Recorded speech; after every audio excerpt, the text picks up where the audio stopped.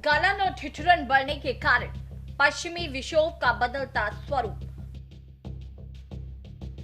भूमध्य सागर से उठने वाली ठंडी और नम हवाएं। जलवायु परिवर्तन के कारण इनकी तीव्रता में बदलाव आया। जब पहाड़ों पर भारी बर्फबारी होती है तो वहां से आने वाली ठंडी हवाएं मैदानी इलाकों के तापमान को अचानक गिरा देती हैं।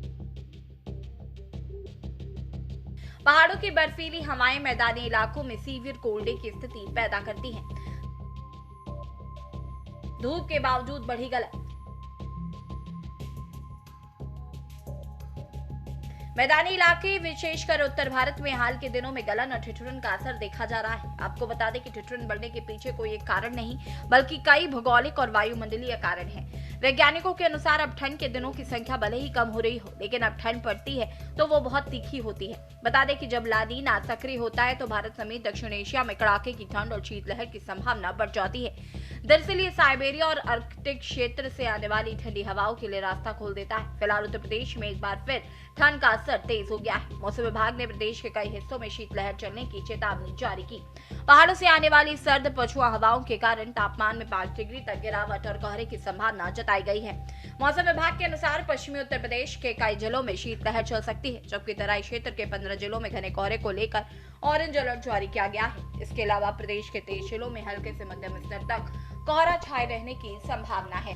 आपको बता दें कि हवा में मौजूद धूल के कण और धुआं नमी के साथ मिलकर स्मॉग बनाते हैं, जो कोहरे को और घना और स्थायी बना देता है। शहरी इलाकों में कंक्रीट की वजह से रात में गर्मी जल्दी बाहर निकल जाती है, जबकि खुले ग्रामीण इलाकों में रेडिएशन कूलिंग के कारण रातें बहुत ज्यादा ठंडी हो जाती हैं। इस प्रकार मैदानी इलाकों में गलन का मुख्य कारण बर्फीली उत्तर पश्चिमी हवाओं का चलना लगातार है। मौसम विभाग के मुताबिक मैदानी इलाकों में गलन और ठिठुरन के बढ़ने का मुख्य कारण हिमालयी क्षेत्रों में पश्चिमी विक्षोभ के कारण हुई भारी बर्फबारी और वहां से आ रही सर्द पछुआ हवाएं हैं। घने कोहरे की परत के कारण धूप जमीन तक नहीं पहुंच पा रही, जिससे दिन में भी कोल्ड डे की स्थिति और रात में तापमान भारी गिरावट हो रही है। रात में आसमान साफ होने के कारण जमीन की गर्मी जल्दी बाहर निकल जाती है, जिससे रात और सुबह के समय गलन ज्यादा महसूस होती है।